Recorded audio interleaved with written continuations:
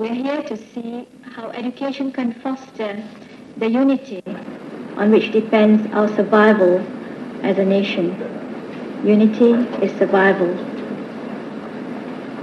Let's have a positive approach. I'd love to groan and grumble. I've got lots of grievances. And to criticize is easy and highly enjoyable. But I realize that to build, as overworked educationists know, takes everything you've got. To say that our education system is all wrong is to give way to hysteria. But to claim that it is perfect would be criminal complacency. Fortunately, our educationists have always been eager for new ideas and fresh ways to ensure that our system produces a generation of fine and true Malaysians. The very fact that we are gathered here, Malaysians of various creeds and cultures, faiths and traditions, is in itself a cause for hope in these difficult times. We have a tacit understanding to be candid, to call a spade and not a haughty cultural implement of traditional design. The question is, education, are we in focus? First, do we see our goal of unity clearly? And is the education we are giving our young leading to that goal? Let's be honest with ourselves. If we are ever so slightly out of focus, let's adjust the focus, because it means the entire future of our nation. We've heard it said so often, our education system was set up, was formed, was designed for national unity. The idea was that we would have one educational system under one language medium, then abracadabra, hey presto, we'd be united. But it's not as easy as the magic of David Copperfield. We have one education system under one language medium, but the unity is still a dream.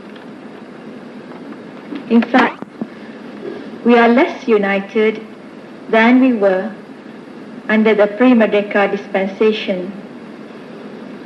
The truth is unpalatable, but we are adults, let's face it. Because before we can work out a cure, as Dr. Srinivasan would agree with me, before we could work out a cure, we'd have to face up to the disease.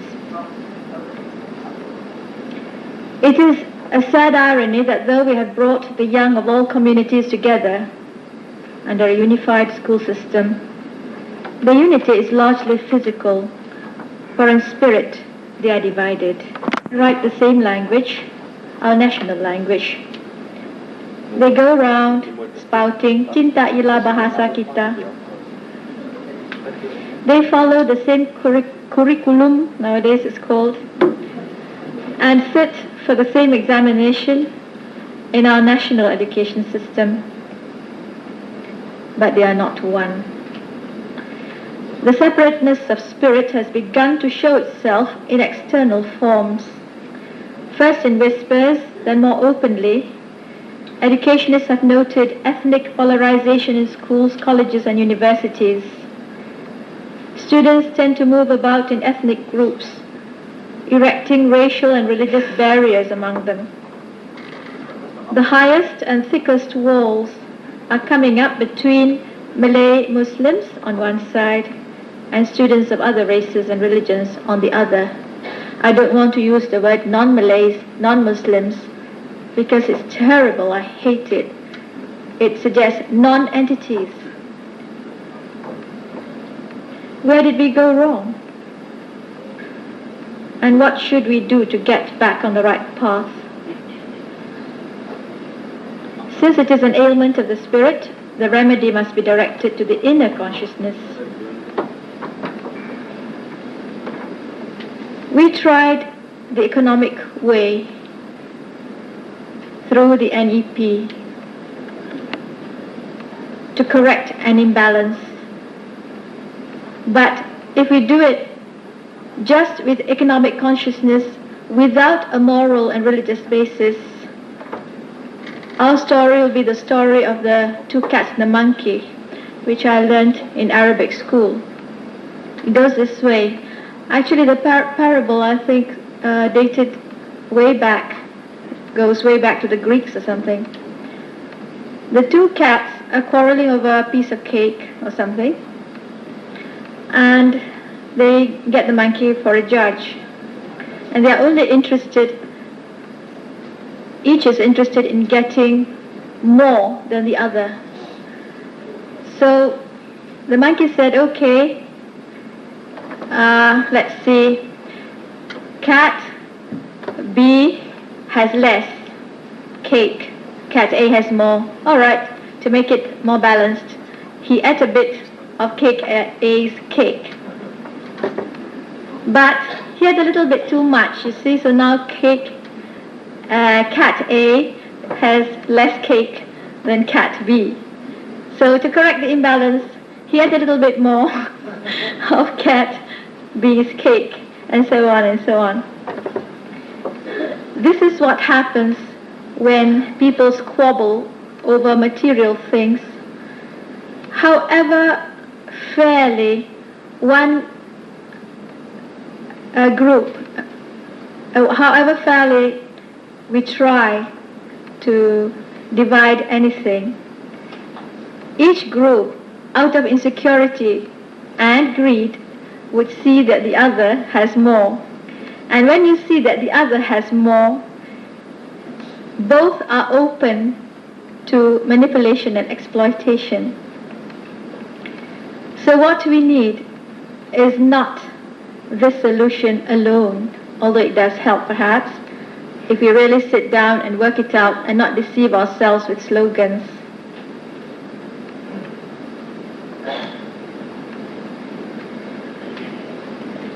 It is not sufficient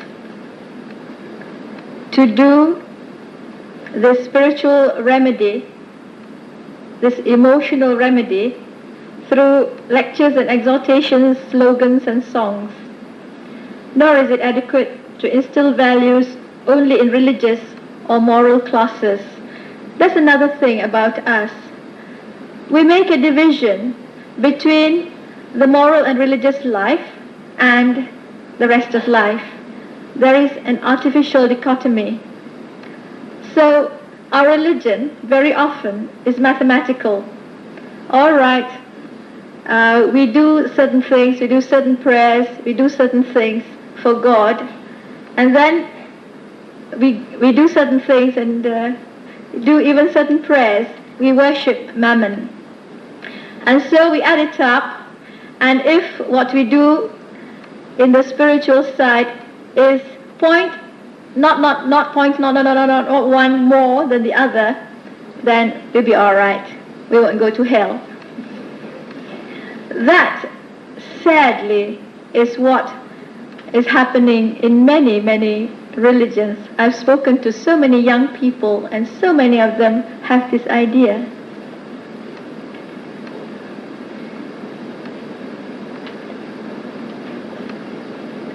The whole of school life, the whole of education, formal and informal, should be pervaded by morality and religious consciousness. And I don't mean any particular religion. That is why I'm very happy to have this opportunity to talk to people who are anxious to see the truth in different religions. It would be unrealistic to expect religious teachers, ordinary religious teachers or moral teachers, to accept all religions as true. This is possible only at the mystic level, So we take what is realistic, we go to a point that is practical. We just try to instill tolerance this far so that we don't break our hearts. We just say, all right, if you want to believe only yours is a true path, go ahead. It's natural at the ordinary level, but respect other paths, respect other religions. This is not being adhered to in some schools. I've heard horror stories of people, one teacher asking the children, do you want to know what the devil looks like? And the children says, yes, yes. And she showed them the cross and said, this is what the devil looks like. There are so many stories like this, and people dare not do anything about it because they are terrified. They just dare not. And what's going to happen to these children? They're going to grow up with warped, distorted minds. And the guilt will be borne by all of us for not speaking up and not doing something about it.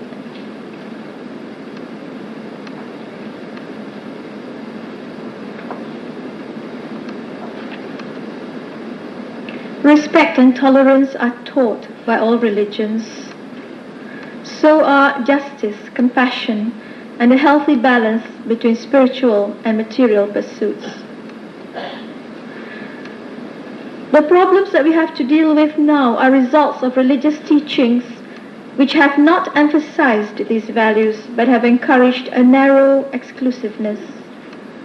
Such teachings merge easily with the drives for ethnic separateness and ethnic supremacy to form barriers that threaten to divide our nation today and in future generations.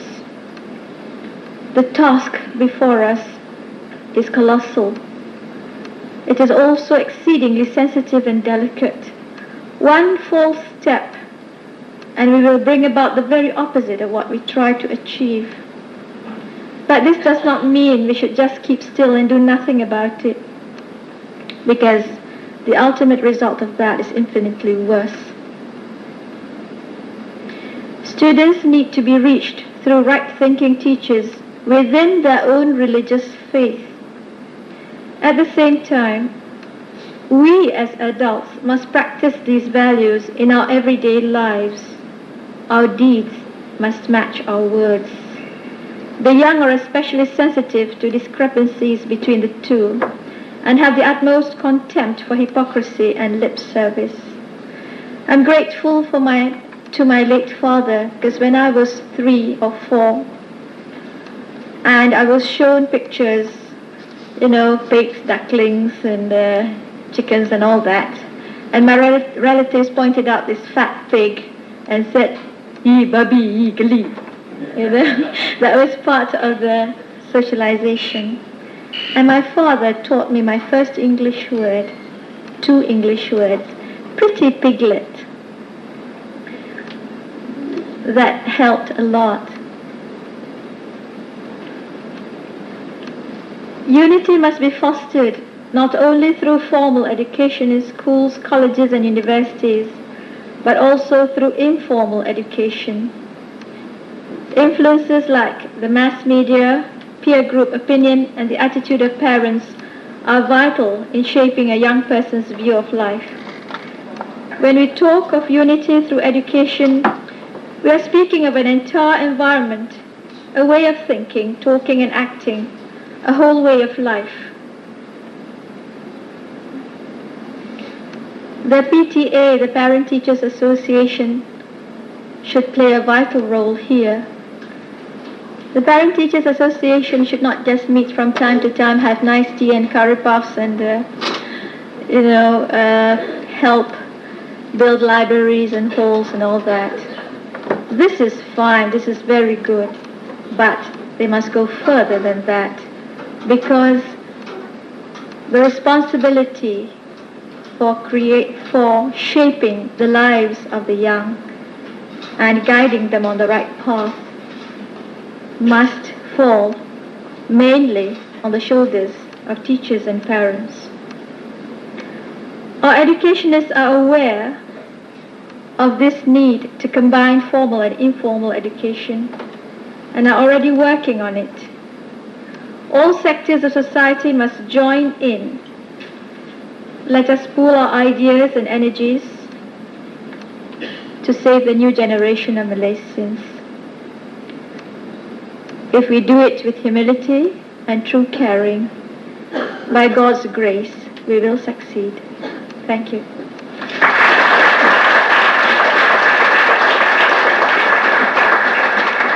Thank you very much, Puan Abidah Amin. I think Puan Abidah has stressed some very important points for all of us to consider.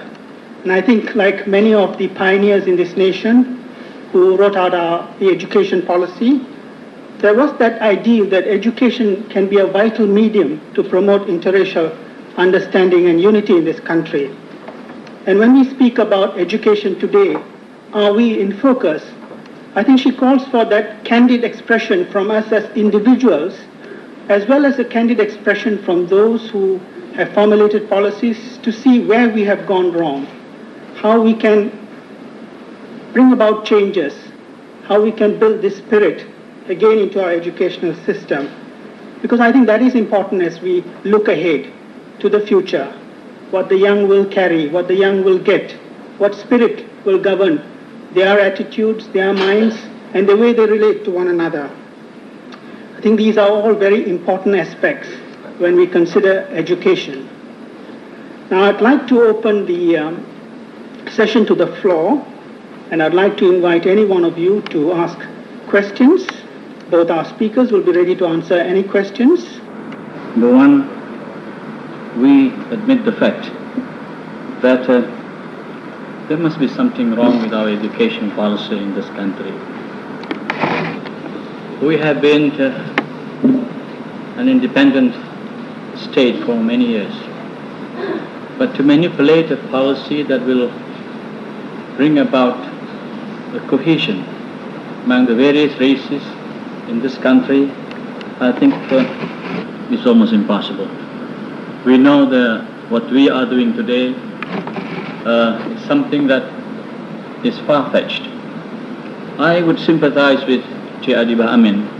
I certainly like to, with your permission, Madam, continue the story of the two cats. Let us do not make the two objects or the two individual. We will talk about human beings using the monkey as a judge. So the judge, a monkey judge, is usually does not comply with what the Quran says. فَإِذَا حَكَمْتُمْ بَيْنَ النَّاسِ أَن تَحْكُمُوا بِالْعَدْلِ. The monkey judge is only interested in dividing the portions, and then each time the judge divided the cake, one side got more than the other. So immediately the judge also asked, "Give me that one," as they cut the second time, third time and fourth time. So the whole cake was swallowed by the judge. The individuals did not get at all. Dr. Srini, I want to again support your proposal, and that is to create in a ministry something like maybe an education ministry or a new ministry that would emphasize on religion, spiritual. This is very important. As we have noted, the noted educator just now mentioned, the fact that we create more divisions. We are split far apart every day. And I think I'm very sad. I don't know. I have lived in this many years. I found out that it is almost impossible to bring together people of various religions and so forth. She told us about the pig and everything. Not only this, there are many more that we are taught in school, or perhaps we talk every day. Babi is something that people don't like. They disagree, and they detested it. It's very dirty and so forth. And this is how we can split ourselves. We just throw friends aside. And we know the sensitivity of these things. For a Muslim, of course, not only that they don't eat, But anything you mention about this, they make you enemy rather than friends. Now if we have a ministry, spiritual ministry, I don't know because our assistant minister is around here, I don't know how we can fit in. Maybe a ministry of information or ministry of education or a new ministry by itself. But this should be given a serious thought. I do not know what the members here feel about it, but I think you have got a point, Dr. Srini, and I think I really am sympathetic to you, but I don't know whether this thing can materialize or not, but you know, I'm your friend. Thank you very much.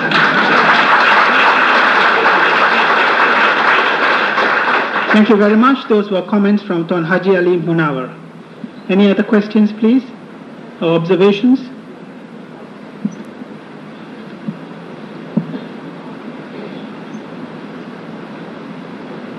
Please give us your name. My name is Farida Ibrahim.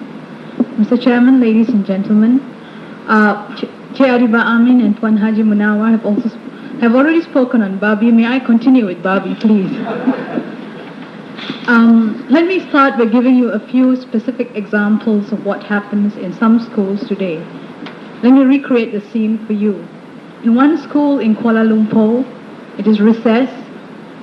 A group of children are playing happily, and they're all of one race, Malay. A Chinese boy comes running to join them, and one of them in the group says, "Go away, you eat Barbie, you can't play with us." A scene in another school. A Chinese boy accidentally touches the maths exercise book of a Malay boy. And the Malay boy says, "You ate Barbie, you should not have touched my book, you have to buy me a new exercise book." Fortunately, in this case, the teacher, a Malay, takes this Malay boy to the side and says, "You must not think in this way. By touching your book, it doesn't mean he has contaminated your book. Let me take you to another school. The children are preparing for Teachers' Day. And the teachers have told them, put up a few programs for us. And a group of Chinese children decide that they're going to put on a play. And some Malay children and some Indian children said, "We'd like to take part in your play." And they said, "You can't, you're not Chinese." There are many, many other examples. I need not elaborate. We have to ask ourselves, these children are 6 years old, 7 years old, 8 years old. From whom and where do they get these divisive ideas? Where do they hear the careless talk? I can think of one place, and that's home. That means we adults are the guilty party. There's careless talk, there's malicious talk, and children pick this up so easily. How do you cure such thinking? A teacher with 30 over years of experience once said to me, she told me this about 10 years ago, I still remember it. A child's brain, she says, is like an empty bottle waiting to be filled. You can fill it with syrup, all the sweet things in life, all the correct values. You can fill it with poison. If you half fill it with syrup, or 3/4 with syrup, and 1/4 with poison, your syrup has no defense against the poison. Can we have your comments, the two speakers?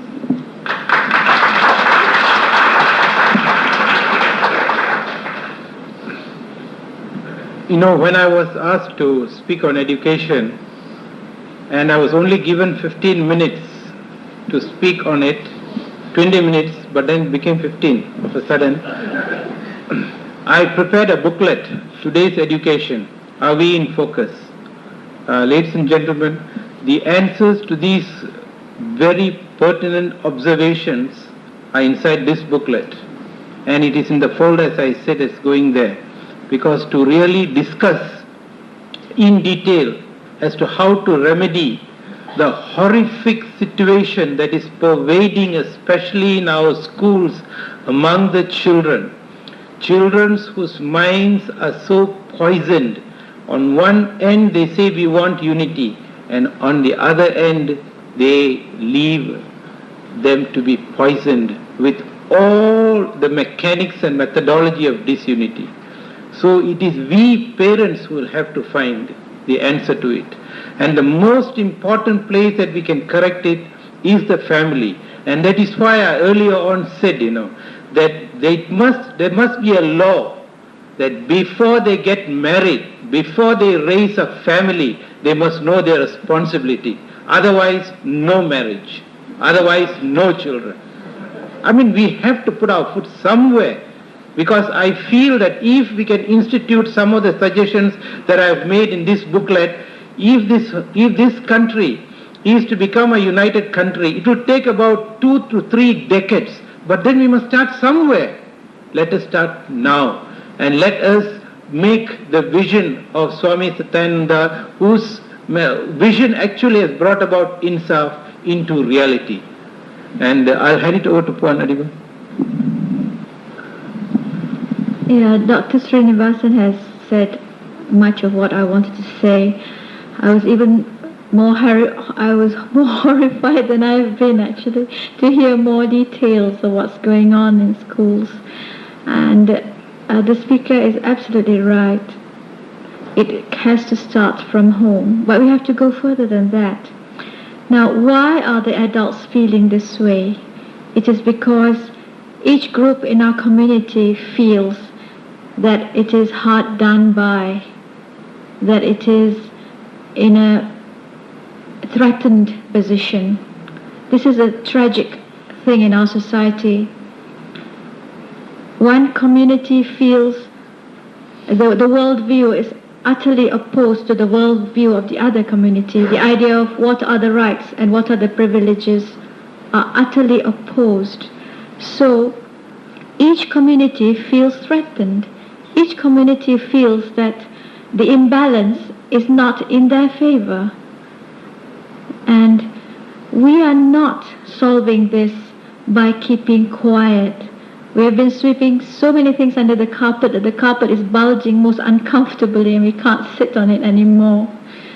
So what we have to do is to have more channels of communication, because until the worldviews of the parents are changed, until there is more understanding and there is correction of real imbalances in society, not just correcting the perceptions, but correcting the realities, and not substituting one set of imbalances in order supposedly to correct another set of imbalances. Only then can we expect the parents not to talk like that, not to behave like that. Because otherwise, however careful the parents are, in a tone of voice, a flicker of the eye, the slightest little gesture, the parents, or even from nothing at all, through pure intuition, the parents will send these messages to the children. They'll breathe them. They'll breathe the poison, not just through the syrup, but through the air. And there's no way we can correct it. So we have to go right back to basics and correct the imbalances in our society. Thank you. My name is Jagadeva. When I was a small boy, I never had religious education in school. But at that particular time, I don't think my parents or the parents of others who are as old as I am were interested in what Dr. Srinivasan said earlier. We were not material giants. Neither were we at that particular time spiritual dwarfs. But now we have become a materialistically oriented society. And I think we all have seen the newspapers. You take today's Sunday Times and you see the amount of indiscipline that's going on in the schools. And I think this is because we lack this spiritual base. But I think the Ministry of Education, because I work for the Ministry of Education, so I am duty bound to say a few words in defense of the Ministry. The Ministry of Education has taken some initiative to allow for what we call spiritual education. The Muslim children, fortunately, get religious education. the non-Muslim children get moral education, which unfortunately, in my opinion, is not based on any religion. It is religion-free. I would like to see moral education with a religious base, but we do have moral education for non-Muslim children. Puan Abidah doesn't like the word non-Muslim, or for Chinese and Indian children. But I personally feel that the subject of moral education in the school system today is a joke, as was civics a few years ago, because nobody takes moral education seriously. I understand, for example, the Chinese schools were told that, or rather they requested the ministry to increase the number of periods for Bahasa Malaysia. And when the ministry told them, where are you going to get the extra time from? Scrap moral education. We don't need it. Morally we are all right. And so on and so forth. So the question I would like to ask Puan Abidah is, moral education is being taught on a religious-free basis. How can we teach it? Basing it on religion. Let the Buddhist children go to Buddhist classes and have morality thrown in. Let the Hindu children be taught Hinduism, let Christian children be taught Christianity. I'm stepping out of line saying a thing like that now. But I feel Dr. Srinivasan asked for a ministry of spirituality or spiritual affairs. I don't think we have to go that far. But if we can integrate within our Ministry of Education, where these subjects can be taught based on religion, then I think we'll bring spiritual education based on moral education. I think the society will be much stronger. Thank you. Yeah, I would say that very strongly. That there is one point. I've spoken about this to some parents. I wanted to write an article about it. And there are parents who want moral education without any religious basis, because these are the parents who do not want their children to be tied down, they call it, to any particular religion. And this problem would have to be ironed out. Perhaps there would be a special class for such children.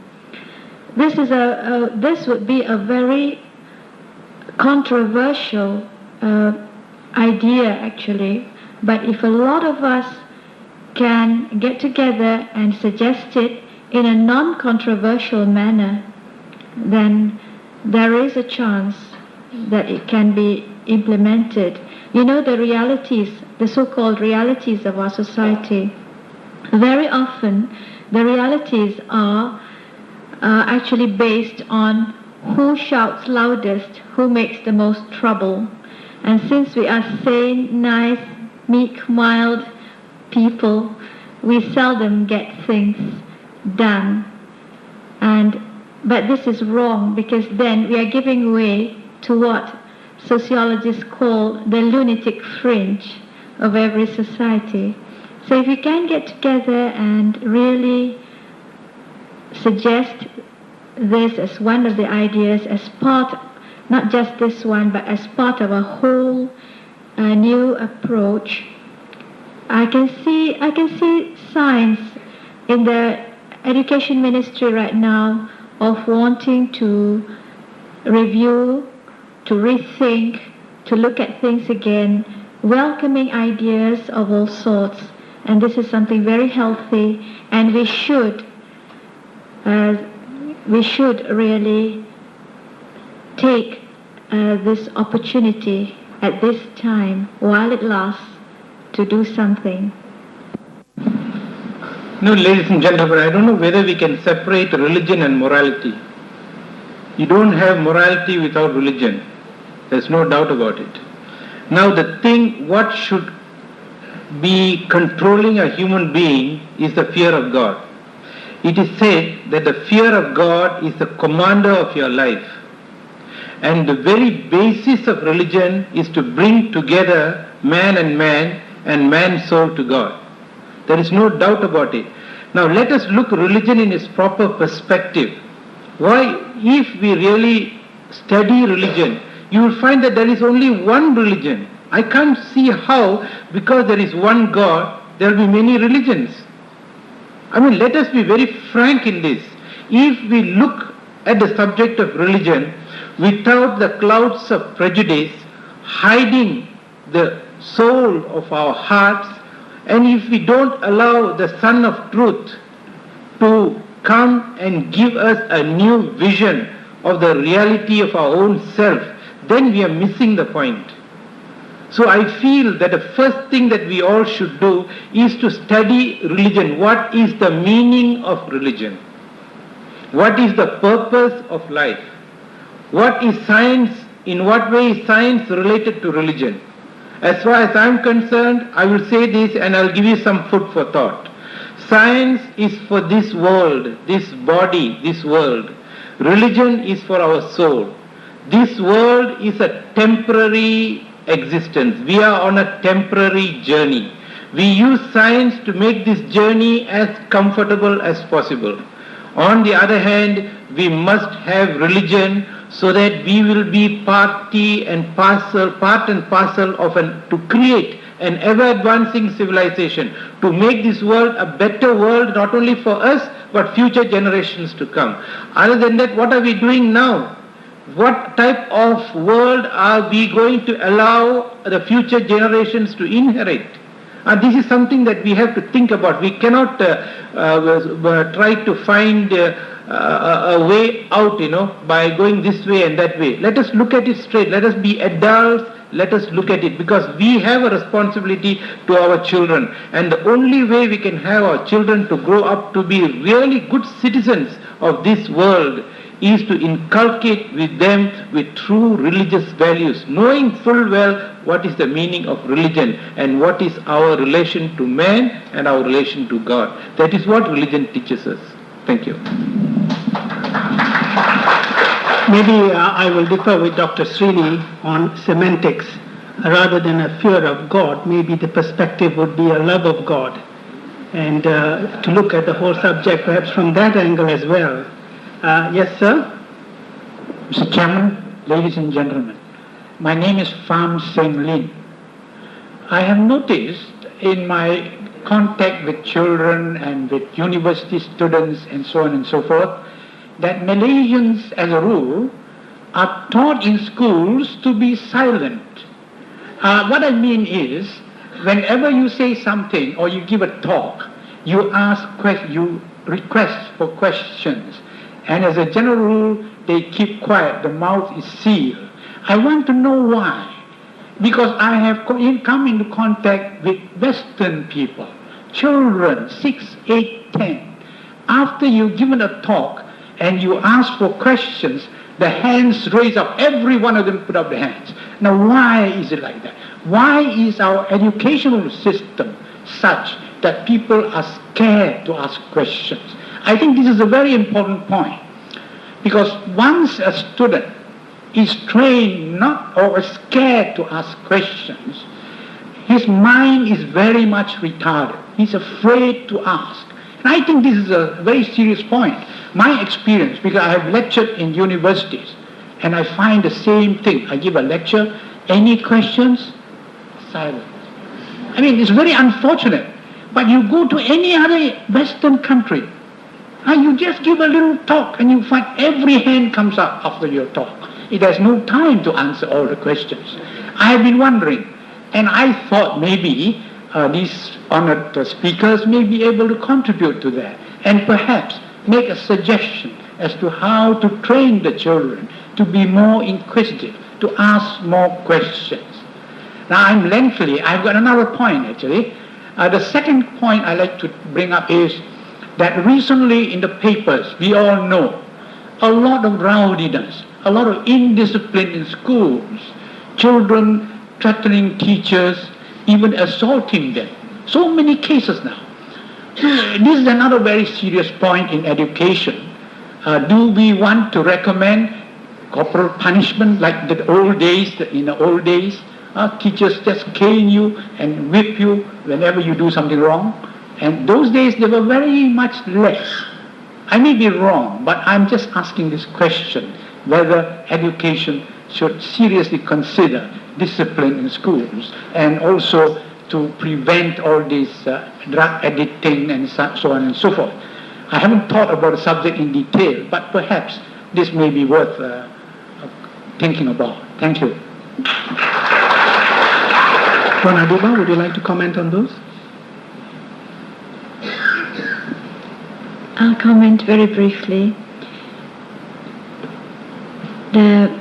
Actually, when children are very young, they ask questions. We all know the awkward questions that children ask at the age of 2, 3, 4 really stumps us when we can't answer them. And what has happened is that in many Eastern societies, I'm sure all of you know, the parents squash this inquisitiveness. Some parents. Well, I was lucky as a child, I was never squashed. But some friends of mine say they had this experience. The minute they asked a rather awkward question, then we had this answer, biasa, which means, you're getting into the habit of, asking difficult questions. Just the one word, biasa. And actually, even in Western societies, I believe there was a time when the idea was that children are to be seen and not heard. But a lot has happened since then. But if you look around at the children of today, we grumble about Western influence, but there is something good in some of them. They are beginning to talk and to ask questions. But they get squashed later on as they grow up. When they are young, they are encouraged. And then when they are no longer cute and they are getting really difficult, then they are squashed again. And actually, in our society, sometimes the squashing comes a little later too. When we grow up and we start getting a little too cute, making comments and asking questions, we are also squashed. So in order to keep this intellectual curiosity and this inquisitiveness, this love of searching for the truth alive, we have to stop squashing at all levels in our society.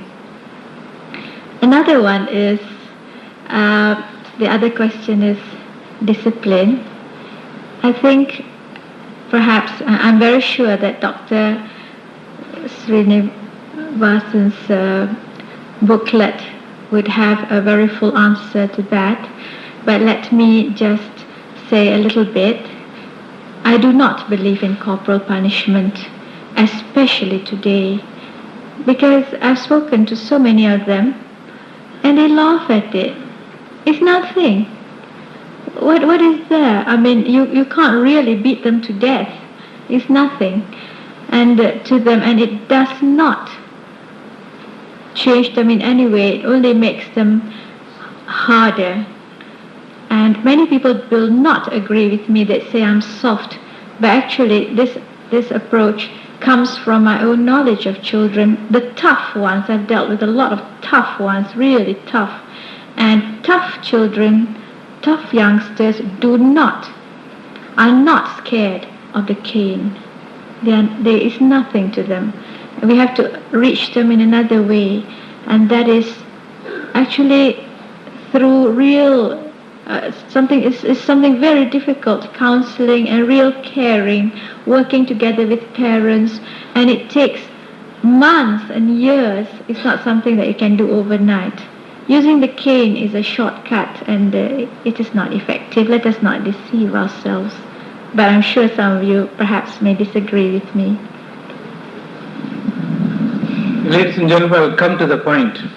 The thing is, even if you ask the animal trainers how they train the animals, do you know what they say? They will never use the whip. They train the animals with a lot of love and patience. How much more should we love, how much more should we train our children with love and patience? Corporal punishment is out. And Adiba, you are right, I've given an answer that in the booklet, and I hope there are enough booklets to go around. Now, another thing is, the first question is, why is it that we don't ask questions? It is because of our education system. Our system, if you really look into it, we have got only 10% education and 90% instruction. And let us voice out so that our children and future generations will become better children. I would like to, before I end, just pass on one last observation, and that is to leave you with all of you a question that has been going through my mind, thinking about Swami Satyananda and the words that Mother Mangalam shared. He was a very practical man. And I think when we talk about the whole question of unity, I would like to pose one question, because I realize that many of us from different racial backgrounds seem to rotate within our own racial groups. How many of you from your own racial groups have had in the last month, last 2 months, last 3 months, or even in the last 6 months, another family from a different racial group visit you? Question number 1. Question number 2, have you ever visited the family of another racial group? Now these are questions that we need to ponder, because I feel if we can begin to interact at this level, family to family, then a lot of the imagined prejudices that seem to run us will break down, because we will be confronted with people who are people. The illusions that run our minds, the imagined views that we have of other races will then break down. And I think if we are honest with ourselves, many of us in our own racial groups, even in urban Kuala Lumpur, in an area of high literacy, the interaction between, apart from Deepavali and Hari Raya, the interaction between one racial group and another racial group is sadly to say minimal. And perhaps one thing that we can practically take from today's seminar would be perhaps a personal decision that we make ourselves, that I will go and visit a Malay family or a Chinese family, or I will invite to my home a Malay family or a Chinese family. Then we will begin to give education, this seminar, a practical impact in our lives and in the lives of our children. With those words, I would like to invite you all to join me in giving a thunderous round of applause to our speakers this afternoon. Ladies and gentlemen, give a big hand to Dr. Deji Panikar. Good evening to you. Regretfully, I was not present for the earlier part of the meeting here, not because I was making money in my clinic, but I was trying to save money by doing a little bit of work and then leaving the rest to the locums. I'm indeed happy to be here and to participate in this seminar under the theme Unity is Survival.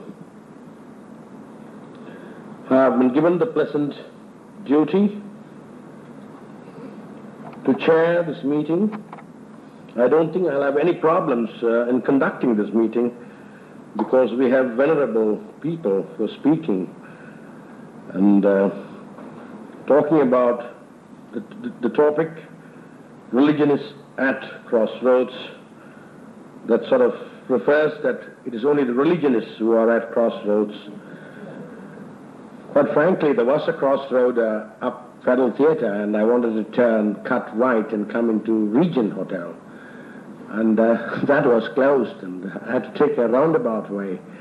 So sometimes crossroads are important, and if you've forgotten the crossroad is no more there, then it took me a long while to get here. But I arrived just in time for tea, and thank God for that. Now, thank you, Joachim, for that introduction. I would have loved that pair of spectacles, because that would have helped me to conduct this meeting accordingly. It's my pleasure, ladies and gentlemen, to introduce the speakers. Any comments that you and I have will be after the speakers have spoken. The first speaker on the subject, Religionists at Crossroads, is the Venerable Dr. K. Sri Dhammananda Thera. Venerable Dhammananda is a chief abbot of Brickfields Buddhist Vihara and is a chief spiritual advisor of the Buddhist Missionary Society in Malaysia. And that's a big and formidable responsibility. He graduated from the Vidyalankara University in Sri Lanka and was awarded a special honorary doctorate by the Dharma Realm University in the United States in 1981. And he's also the religious advisor to many religious institutions and organizations all over Malaysia. He has written several books, I'm told more than 50 Buddhist books and publications, some of which I have read and enjoyed certainly. And his latest publication is Dhammapada, launched on 22nd May 1988. He represents, besides his several duties, he represents Buddhism on the Consultative Council of Religions in Malaysia. I have had the pleasant opportunity of associating with Reverend Dhammananda through the INSAF. And I must say that he portrays a natural aura of dignity and calm.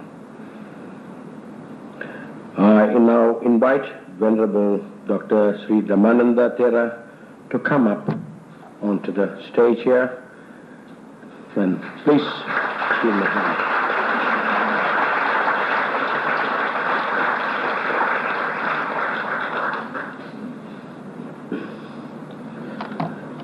Reverend Dhammananda first because he's the first speaker. The last time I was chairing a meeting, he requested that he be the second speaker. No, this time he is the first speaker. Now, I also would like to introduce our next speaker. But before I do that, I would like to invite him, Tan Sri Professor Dr. Muhammad Abdul Rauf, to come up and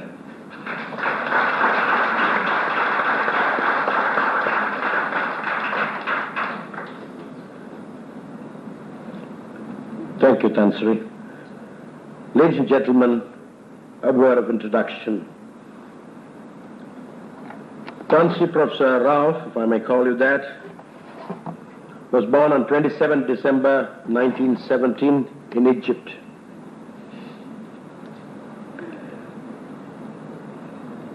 He has a PhD from London, in Canterbury, MA from Canterbury in London. He's proficient in many languages, which includes his own language, Arabic, English, and having stayed for a considerable length of time in Malaysia, I believe he's a Malaysian citizen also, Bahasa Malaysia to French and German. His working experience, briefly, held teaching appointments in local colleges and the Malayan University, as well as abroad, such as State University of New Jersey, United States, University of Arab Emirates, Al Ain Kuwait Religious Institute, and held posts of principal, head of department, and director of the said colleges and universities. Presently, he is rector, International Islamic University, Kuala Lumpur. He has several publications to his credit, research papers, more than 12 research papers on various aspects of Islam, covering history, medicine, economics, and philosophy in relation to Islam. He has also written books, more than 10 books on Islam under various disciplines. His other activities, as was mentioned here, involved in activities promoting Islam and Islamic courses in Kuwait, United States of America, by way of lectures, dialogues, etc., counseling sessions, working out syllabuses, publishing books, and giving talks over TV and radio networks.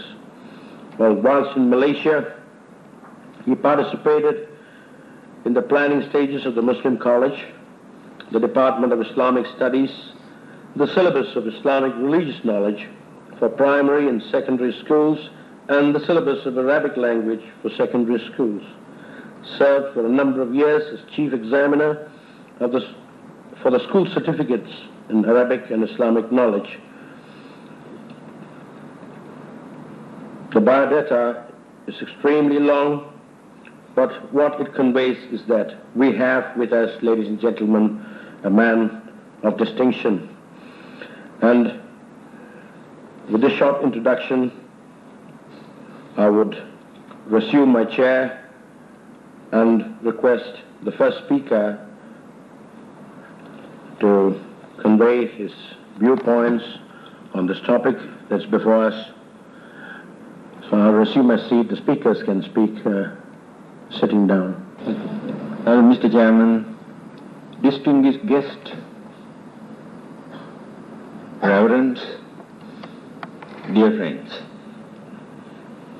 we have come from education to religion.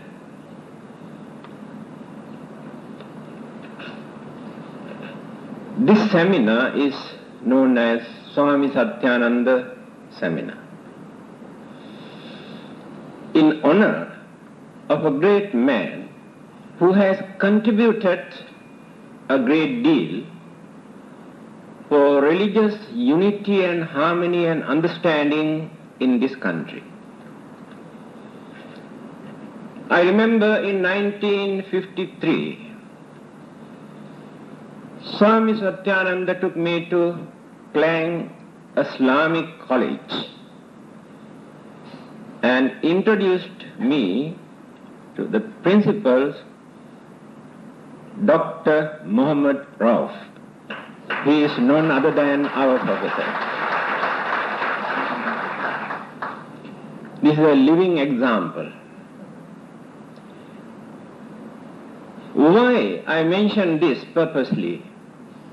In those days, Hindus and Buddhists regarded Muslims and Christians as their enemies, because Muslims and Christians regarded Hindus and Buddhists as unfortunate sinners. But in those days, but not today. However, Swami Satyananda had the courage to initiate this interreligious organization and pave the way for us to meet each other and work together. I remember another incident, a very important occasion. 1954, Swami Satyananda organized a Vesak Day celebration in a British Council Hall, Buddha Jayanti celebration. He invited different speakers. Dr. Muhammad Rauf was one of the speakers, who spoke on the Buddha. Still I can remember what he mentioned in his talk. He said, the Buddha is not the property of Buddhists alone. The Buddha belongs to whole mankind.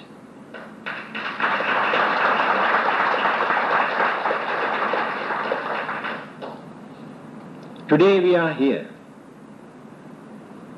Hindus, Buddhists, Christians, Muslims, Sikh, and many others, as good friends, but not as enemies. In a country like Malaysia, the contribution done by Swami Satyananda is remarkable. Forever we are indebted and we respect him. And the theme of this seminar is Unity is Survival. It is impossible for us to survive in this world today if there is no unity amongst ourselves. If we are divided into various ethnic groups, religious groups, according to our culture or traditions or beliefs, by discriminating others, ridiculing others, it is impossible for us to survive. We always maintain fear, suspicion, because there is no understanding although all are human beings. When you look at certain animals, we can see they have some sort of unity. But today, human beings are scattered into various groups according to their traditions, customs, culture, belief and colors, and discriminate. Religionists tried to point out weaknesses and to cultivate the way of life. But what happened to that religion? Man's selfishness, man's cunningness, these two extraordinary characteristics amongst the human beings completely polluted the purity of religion. That is why scientists, rationalists, freethinkers, certain philosophers say religion is unrealistic. Religions have done more harm than good to mankind. Religions introduce primitive man's belief.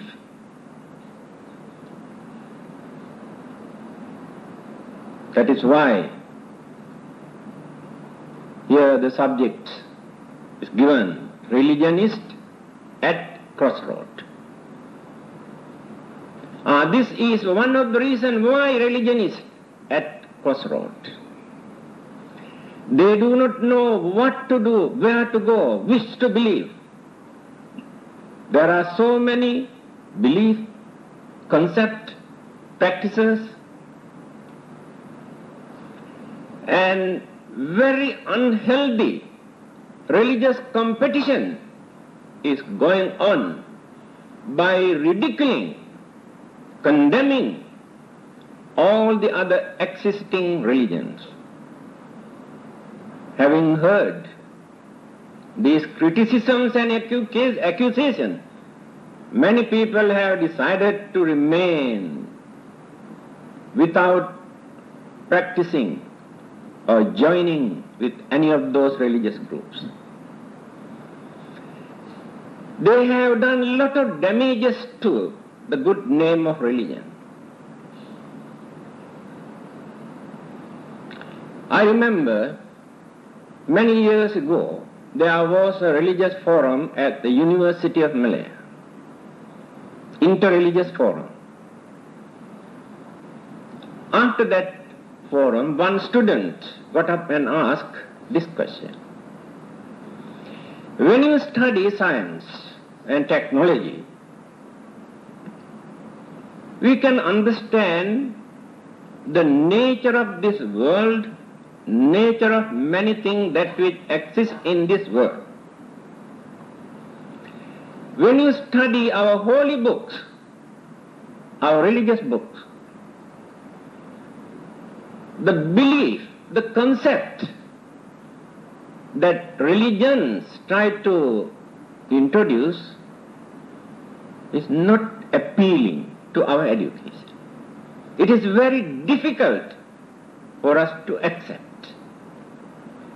Now, which is correct? Whether the scientific education or these holy books?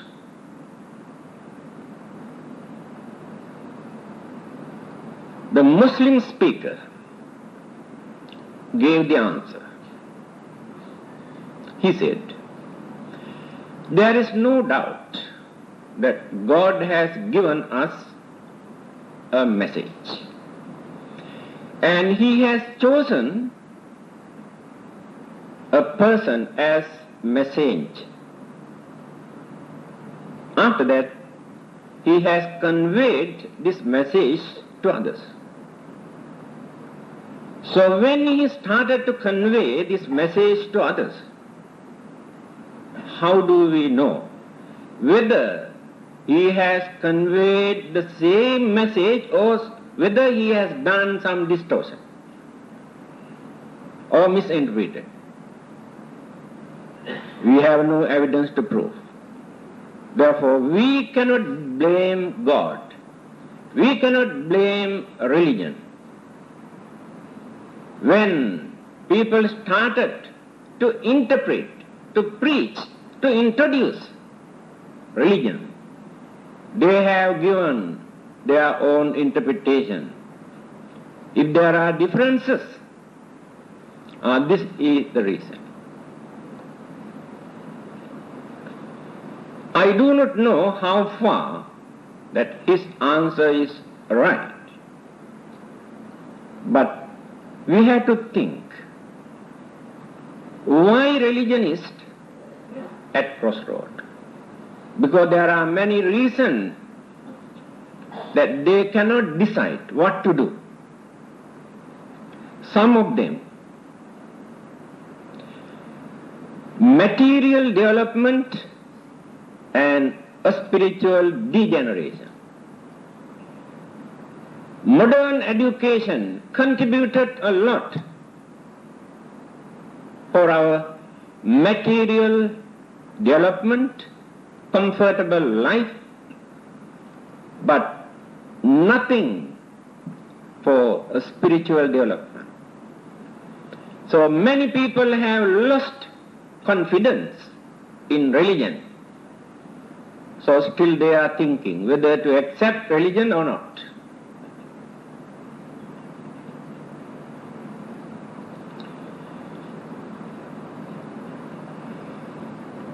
When scientists and free thinkers started to reveal or tell us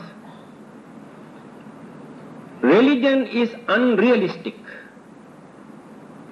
they introduce only belief, concept, primitive man's ideas as religious belief.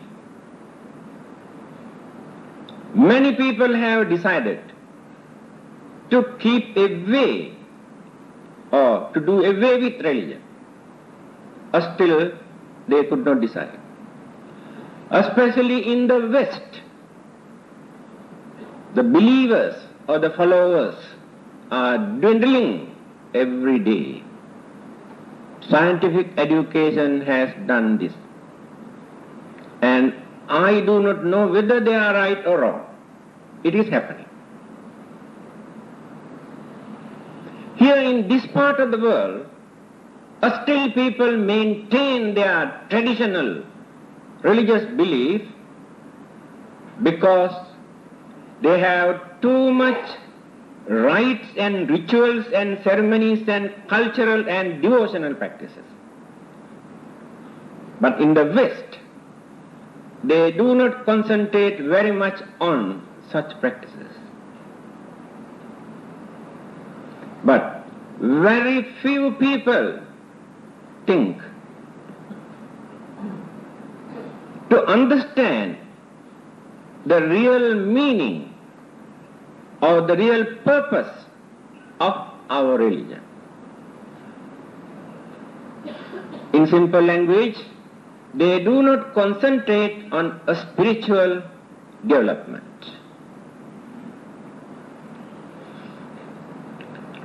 We cling to our traditions, customs, without thinking, without analyzing, to find out whether these practices are meaningful or meaningless. Because there are many others who ridicule, condemn religious belief and practices, rites and rituals. But the nature of religious groups or religionists is such, by cherishing their own traditions and customs, whatever they believe in the name of their religion, they ridicule the followers of other religion. By doing that, they are doing a lot of damages to religion. They try to justify that their practices are the only correct method, that others are wrong. Having heard these accusations and criticism, young people decided to remain without accepting any religion.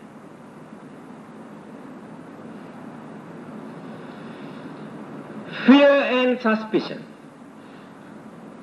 created by some religious groups, because they adopt certain monkey tricks. If not, they adopt intellectual hypocrisy to introduce their religion without revealing the truth or the facts or the reality. Create unnecessary fear in the man's mind. Create suspicion in our mind whether these religious people are honest or not, whether they really work to send us to heaven, or whether they are working for their material gain or for their own benefit. They have created this fear and suspicions in our mind.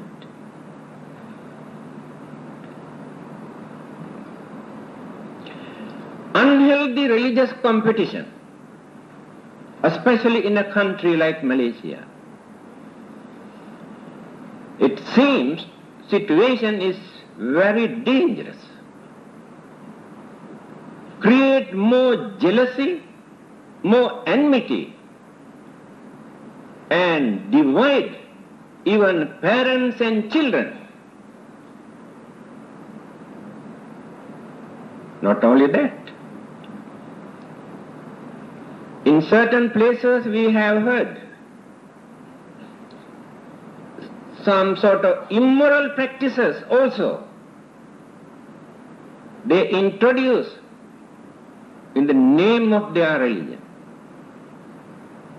You might have read in the newspaper in few countries, in the name of religion, they have introduced free sex among young boys and girls to introduce their religion. When many others come to know this, they think better to keep away from religion. Here you can understand what happened to the religion. That is why earlier I told you, man's selfishness and cunningness completely polluted the good image of religion.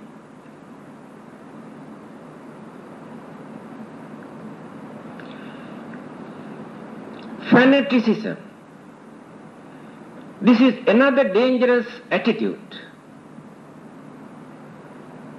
Some religionists behave exactly like mad people. They are crazy. They never use their common sense. And when they meet, happen to see the followers of other religion, they never show their smiling face, stare at them, hate them. In every religion, even among Buddhists also we can find such people who do not like the followers of other religion. They regard them as enemies. This unhealthy attitude created by some religionists to discriminate others just because they are not belong to their own religion. That is very unfortunate. Please remember, many of us have not chosen our religion purposely. Just because we were born in so-called religious family. I was born in a Buddhist family. I have not chosen Buddhism purposely, thinking that Buddhism is the only best religion. Others are wrong. I never had such idea.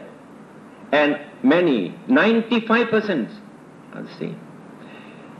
Then we were given religious education according to our cultural background, way of life.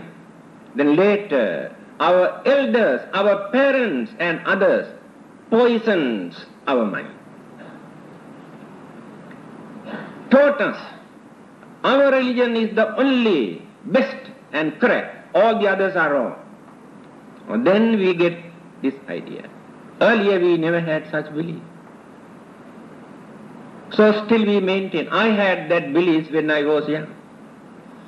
But when I came to this country, I had to withdraw all those poor ideas from my mind. Now I never believe that Buddhism is the only religion. There is no such belief in my mind. I strongly believe the followers of all the other religions also can find out their salvation without any discrimination.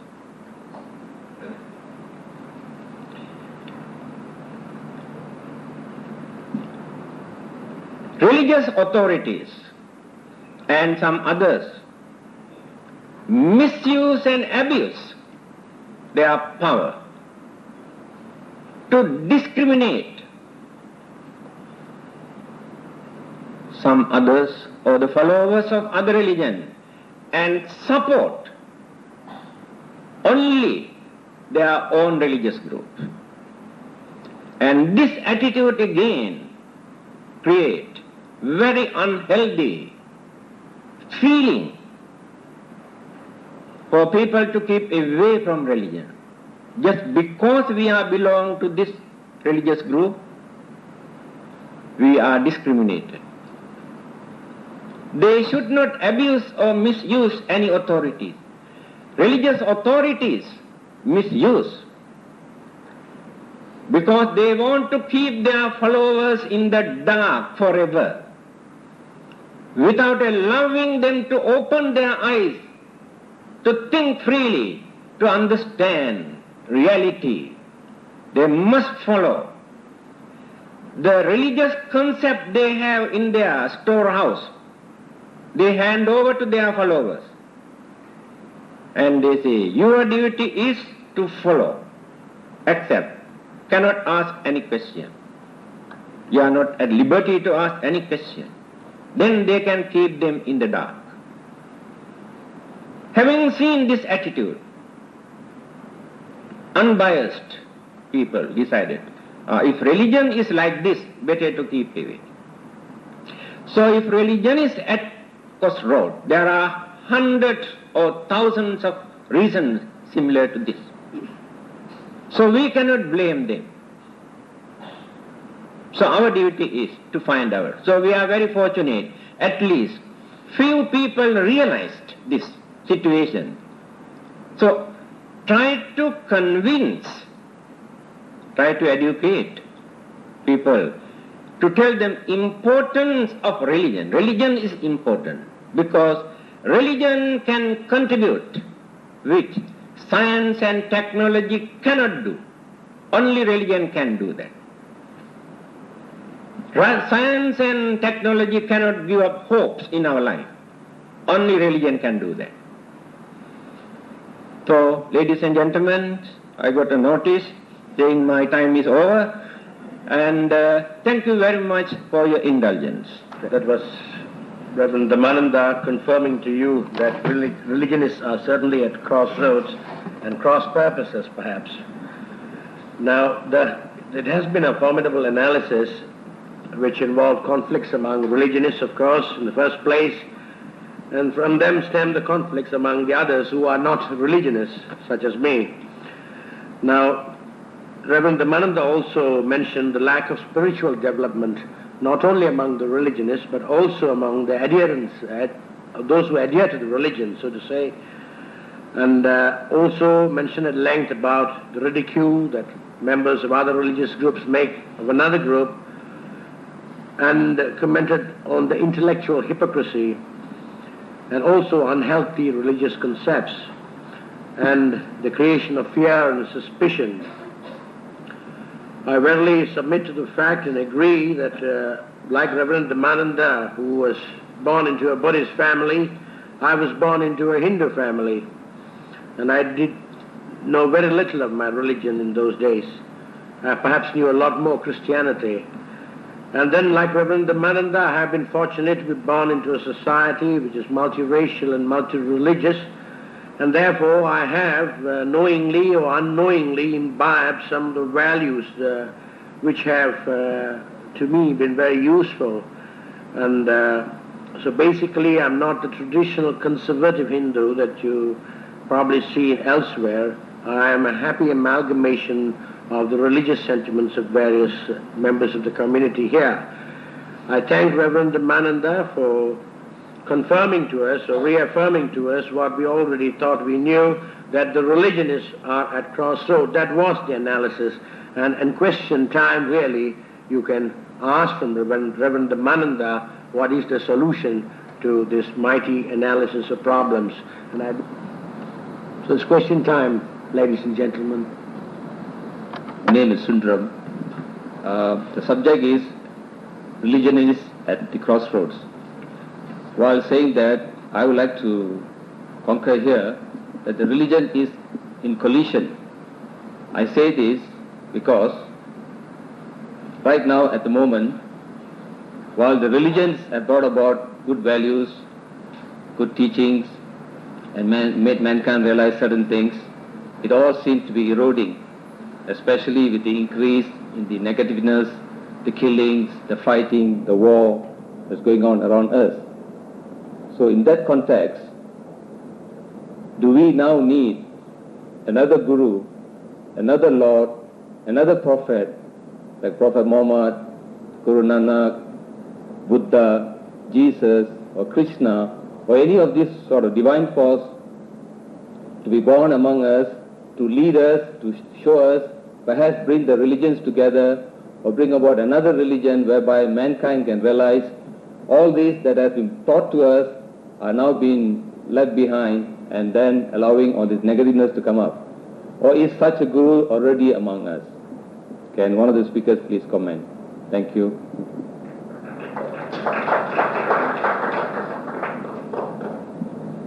Well, the question asked was very simple. Do we need another prophet to unite the various religions and races? I think that is the question. Would you like to answer that, Professor? Both of you can answer, so long as you...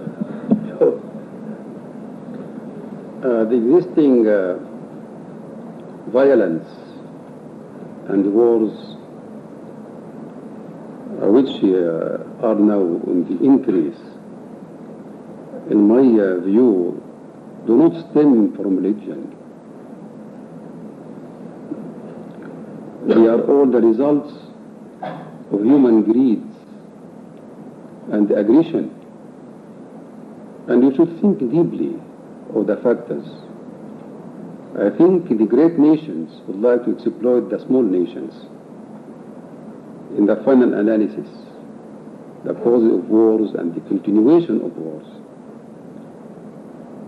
they can be traced, in fact, to the interference and the desire of the great nations to weaken us, the so-called developing countries, and to exploit our own resources. It will be a mistake to attribute the existing violence to religion. In fact, lack of religious spirit may be also a factor, because if we really stick to religion, we should resist the temptation to violence. We should be afraid of God who knows everything that happens and records it, and shall bring us to account for our deeds.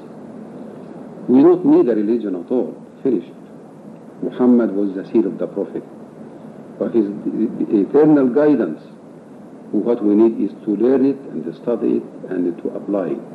Then there shall be peace on earth and love everywhere, as it happened in the past.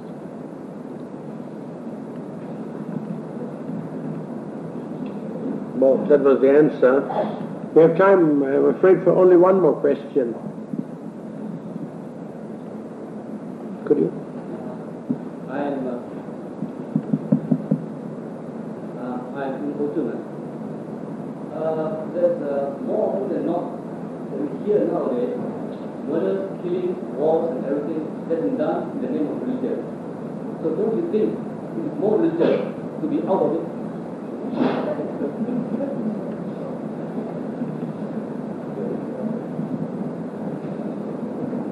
I call upon Reverend Dhammananda to answer that question. We have only two questions and one Tansri has answered.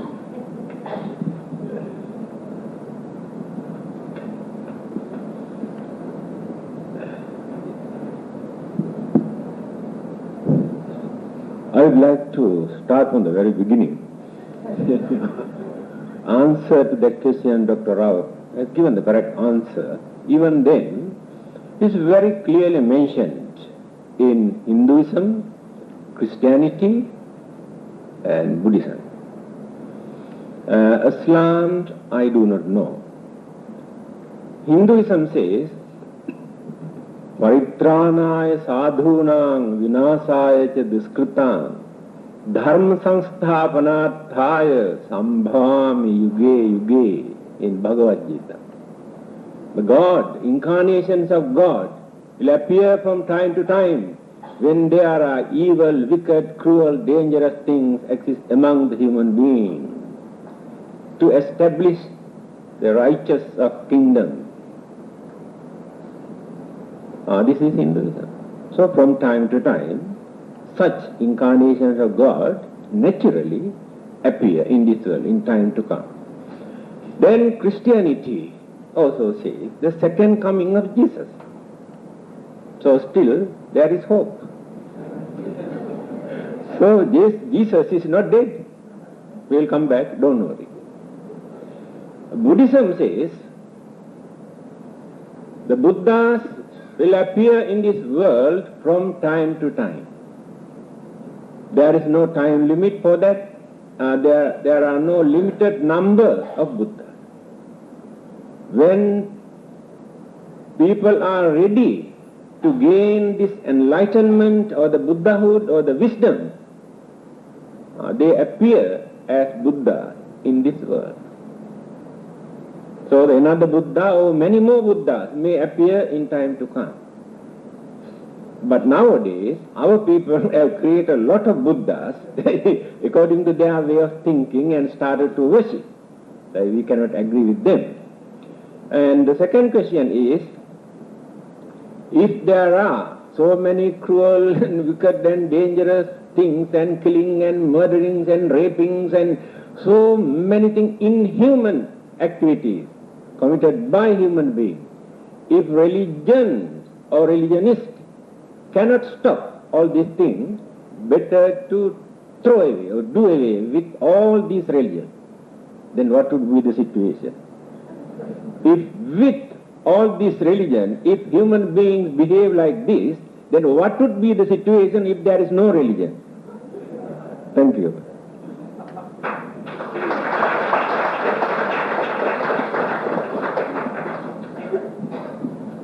Well, I hope you're satisfied with the answer. If you're not satisfied, I'm afraid. And a question like that is certainly impossible to give a very satisfying answer. And I think coming back and homing back on the truth that was mentioned, which I agree is the truth because it chimes on me. And the most important thing is the spiritual experience. Nobody can call himself a religionist unless he has got a spiritual experience. He sees differently, he hears differently. I mean, there are a lot of theoretical and intellectual people who can expound various theories, lofty theories. But sometimes listening to them, I feel that something simple is missing. Their conviction, their simplicity is out. And a lot of us perhaps belong to this group, including myself. But then there is that certain awareness in me, which was mentioned in the concept of the din. And that's the Muslim concept, if I'm not mistaken, the roh concept.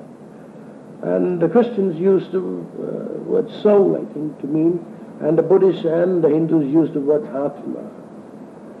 And I think there have been experiences where people have said that if you're looking for God, don't find him anywhere, you find him within you. So basically, The religionists are at crossroads simply because they're attached to their religion. They don't want to give it up. And there are certain utterances for which we are not willing to reflect further upon. Chapter closed, no more discussion. So you find these variances. The Hindus believed that Krishna will come back. Or it was an utterance. It was stated, and I will come back. But of course the Hindus will think Krishna will come back in the same old Krishna. He can be born anywhere in the world. The Christians also believe the return of the Christ. The Muslims may not believe that, but they do condescend to the fact that lesser prophets will arrive too. And that's what I understand, having been lived here and talking to my various friends in various religions. Thank you, Doctor, for the many wonderful prescriptions. Thank you also to the other two doctors in the panel. These are doctors of philosophy, Dr. Rao and Dr. Dhammananda. We have souvenirs for all three of you. So would the first doctor please lead the other two doctors to receive the souvenirs from Madhamangalam.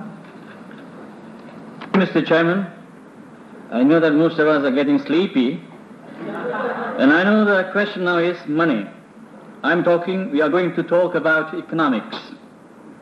Because once you talk about it, immediately your mind goes to money.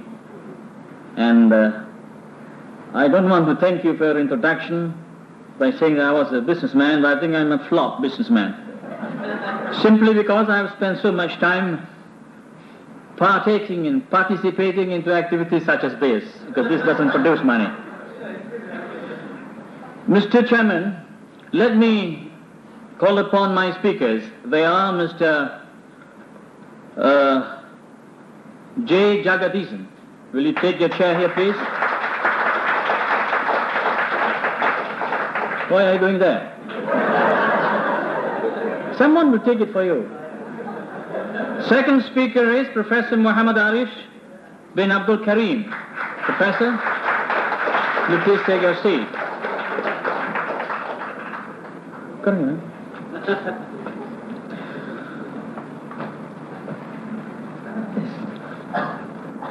Mr. Minister,